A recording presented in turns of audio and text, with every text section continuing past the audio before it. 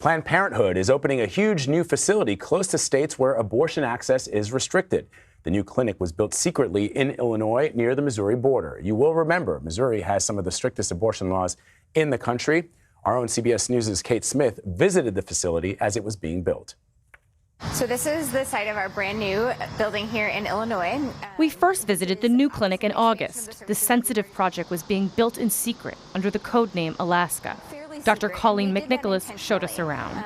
We know that our colleagues at other Planned Parenthoods and independent abortion clinics across the country have had difficulty opening new clinics. Things as simple as getting the phone company to come in and put phone and data lines, things like the cabinet makers not showing up to deliver once they knew that that facility was going to be an abortion facility. The 18,000 square foot building cost nearly $7 million to build. Planned Parenthood estimates the new office can handle up to 11,000 patients a year.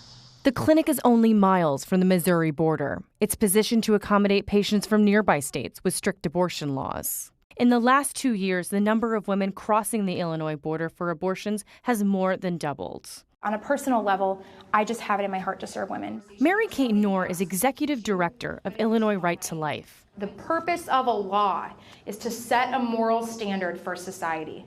Knorr says she's disgusted Illinois has become what she calls the abortion capital of the Midwest. It's a travesty that this is happening in our state. It's a travesty that women come here to get an abortion. McNicholas says Planned Parenthood is committed to giving their patients the access they need. Why did you choose that location? The truth is that our patients want easier access, and for some, the 13-mile drive from our St. Louis clinic to this Illinois clinic is an opportunity for them to get that care with less judgment, with less restriction, and with far fewer hoops to jump through.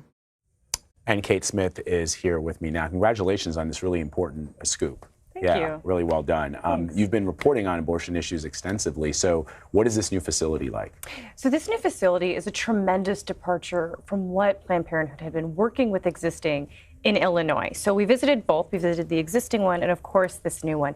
The existing one was so tiny. It was just this little outpost in a small, strip mall, essentially. And it could only service so many patients. It was, one exam room, only so many doctors. Now, this new facility, 18,000 square feet, they're expecting to be able to double the capacity of what they were doing at that existing clinic.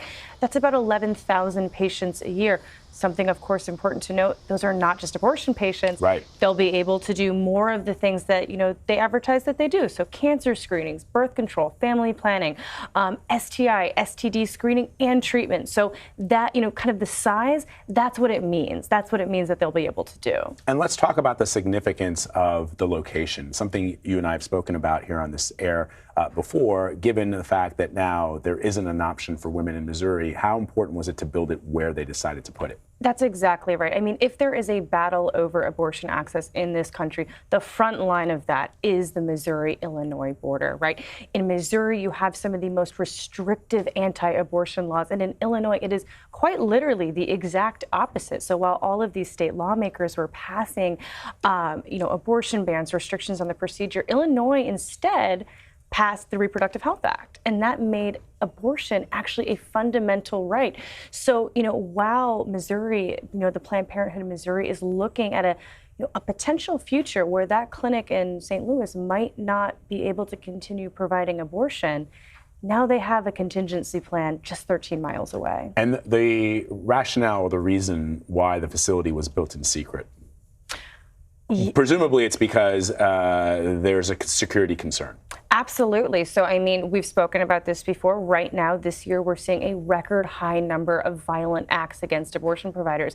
But outside of that, what Planned Parenthood was telling me is that when they've, built these clinics historically in other areas of the country, and especially recently, the amount of resistance, protesting, and difficulty working with contractors and suppliers has been so tremendous that it's pushed these projects way past their expended deadline, way over budget. They were giving me some examples. So in one rural area, there's only one phone company, and that phone company refused to install phone and data lines. Things like that just, as a business, let's take abortion out of it.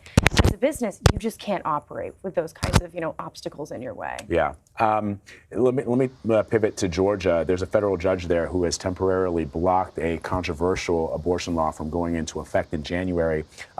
this has become sort of a pattern now when it comes to these so-called heartbeat bills. Exactly. And I would also say, before you call this a victory for the, the pro-abortion access camp, it's not quite, right? Because the idea of this law was that it would go to court. It would be, probably found by a judge to be unconstitutional because of Roe v. Wade. And the reality is it is just one step towards, a potential Supreme Court decision. And that's the whole reason why we saw so many of these bans being passed this year, because of that newly conservative Supreme Court, where anti-abortion activists do potentially see an opening to overturn or at least significantly chip away at Roe v. Wade. Some really important reporting there, as always, Kate. You've been on this beat for quite some time, and I appreciate you coming by to tell us about it. Thank you. Thank you.